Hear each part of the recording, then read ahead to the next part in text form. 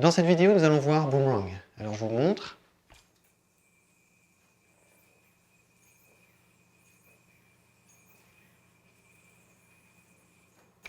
Boomerang est un trick frontal. Sur le principe, vous constatez, il est assez facile à comprendre. Sur le geste, il peut poser un petit peu plus de difficultés. Il y a deux choses qui sont importantes à bien comprendre pour mettre en place, on va dire, la dynamique du geste. La première chose, c'est de considérer Boomerang comme un simple pop, on va dire un pop un peu extrême, mais un pop. Donc on va donner une impulsion au yo-yo pour le faire décoller et le propulser devant soi. Ça, c'est pour le point de départ. La deuxième chose qui est importante à comprendre, c'est qu'il va falloir rapprocher les mains l'une de l'autre juste après cette impulsion. Va falloir rapprocher les mains. Si on ne le fait pas, le yo-yo aura une trajectoire circulaire à la place d'avoir une trajectoire horizontale et rectiligne.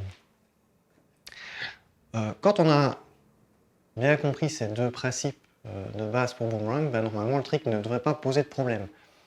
Alors pour l'apprendre à proprement parler, le plus simple, c'est de commencer par donner de petites impulsions et d'augmenter l'intensité au fur et à mesure, jusqu'à avoir les mains qui se rapprochent et qui peuvent même se toucher. Alors une difficulté que vous allez certainement rencontrer si vous apprenez ce trick, c'est un petit peu la même difficulté que celle que j'avais évoquée pendant la vidéo sur Sewing Machine. C'est ce problème d'axe du yo-yo qui se décale par rapport à sa trajectoire, ce que les anglo-saxons appellent le tilt. Donc le yo-yo se met de travers par rapport à son déplacement et alors assez rapidement il devient ingérable, il se met à tourner sur lui-même et on n'arrive pas à faire le bind. Et ça, c'est souvent lié, on va dire, à une intensité dans l'impulsion qui est un petit peu excessive. Et pour être plus précis, finalement, c'est la précision simplement du geste qui va faire que le yo-yo va rester bien dans son axe.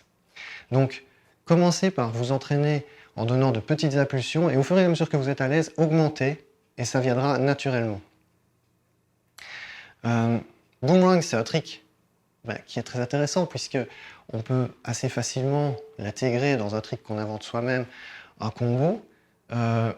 C'est aussi un geste dont on va avoir besoin dans très peu de temps. Je pense à un trick comme Eli Hop qu'on va voir bientôt et qui utilise exactement le même principe.